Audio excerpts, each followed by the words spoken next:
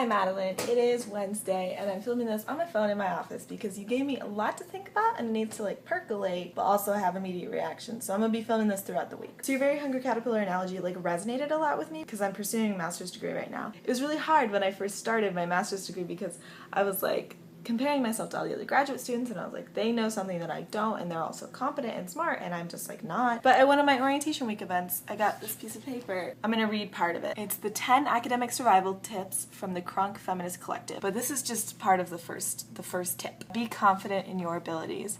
If you feel like a fraud, you're very likely suffering from imposter syndrome, a chronic feeling of intellectual or personal inadequacy born of grandiose expectations about what it means to be competent. When I first started my master's program, I did not know anything about imposter syndrome, and it was so validating to have this talked about so much at orientation because this is not the only time it came up. It came up a couple of other times. And this is pretty much the only thing that kept me going through my first quarter. I was I know I feel like I've tricked everyone and I'm not supposed to be here and I'm really stupid and everyone else is smarter than me.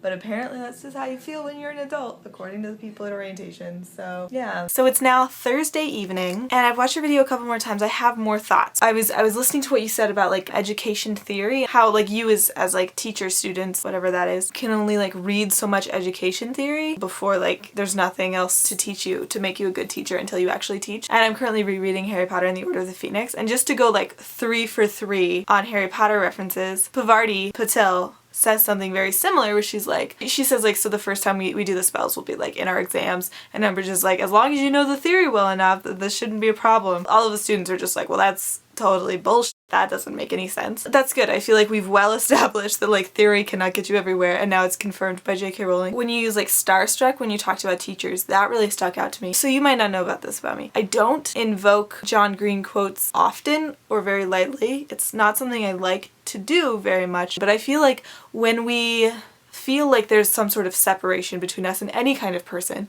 but including people in our own field or future field, we're failing to imagine their journey complexly and them as a person complexly. I feel I'm kind of circling back around to a fundamental human flaw, and I'm sort of getting away from expertise with this, but I think that's the problem, and I'm trying to sort of step back and do that less. I feel this isn't really connected, but in my brain it is. So when I was growing up, my dad never held on to the pretense that he had all the answers. When I would ask him how he felt about something or how his day was, he wasn't afraid to tell me oh, I failed at this thing at work or something like that. He was always very open about him having an internal process as a human being, which helped me look at the other important people in my lives who didn't consciously do that, my other family members and my mentors and my teachers and that sort of thing, and sort of understand that they are also going through this process of being a human being.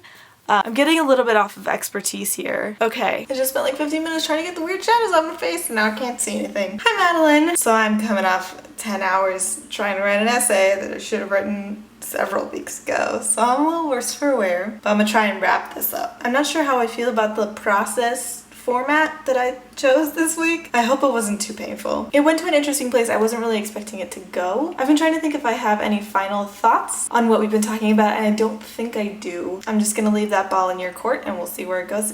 Oh god. This is why I only film during the daytime. So that's what I'm doing. My degree is in international development, specifically in agriculture. So the idea of the degree is that you take it and then you work for different companies or nonprofits and you go and visit farmers on their farms, probably in developing countries, and look at their farm and be able to give them advice on it, is the general idea. That's not what everyone does with it. It's a very interdisciplinary degree, so you can kind of go a lot of ways with it. That's how most of the classes are structured, with that as the end goal. A lot of the people go into U.S. Extension. Extension is what it's called when you give someone agricultural advice. Some people end up just working for nonprofits in some other way. Some people work for the UN or the FAO or World Bank or something like that. Usually something to do with agriculture and or the world. Kind of. It's all very interdisciplinary, so it's kind of nebulous, but that's the general idea. The main thing that really takes gut instinct is looking at a farm system and being able to evaluate it. It's very difficult because you have to sort of understand all of the different factors that are affecting how and why this farmer is making the decisions that they are, and then what the environmental conditions are and the soil conditions, and if there's neighboring farms that could be affecting it, and what their access to infrastructure is and what the market is, and all of these things